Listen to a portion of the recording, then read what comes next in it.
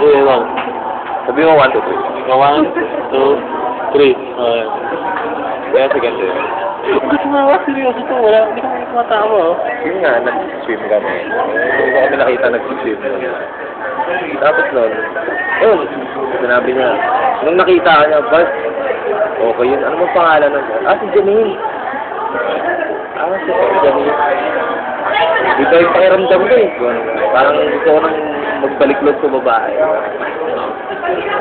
Nakikita ko na kung ano talaga. Seryoso ko eh. Nakikita ko na talaga kung anong gusto ko sa partner. Hindi ganun yung ano talaga, pero ganun, parang ganun yung tema.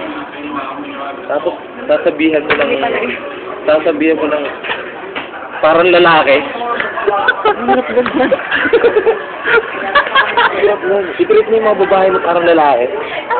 Wala bintitin. Maliligaw ka ng babae. Isipin mo, si Orlando Bloom yun? Oo. Alam mo naman nasa identity crisis. Oo nga. Tapos Janine, sasabihan mo ng ganyan. Oo nga. Sorry na! Ano masasabi mo sa statement mo na yun? Hindi, totoo yun. Hindi totoo.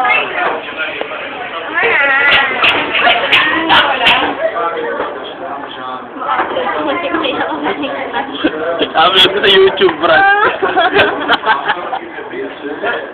Yari ito. Sinasabsipit harapan. Yun nga sinabi na sinabi. Sinasadya yun. Hindi mo sakit talaga. Hindi ko sinasadya. Lalo sa kalagayan nito. Hindi ko sinasadya. Ba't sinabi mo yung harapan, bakla ka, Pin? Parang gano'n mo na lang. Hindi sa bakla. Oh, Brad, ano ba masasabi mo? I-upload ko ng YouTube to mamaya. Sakit nun. Manda ka mo. Gusto mo yung babae, pero babae na nagsasabi yung bakla ka. Oo nga, parang Ano sabi yun?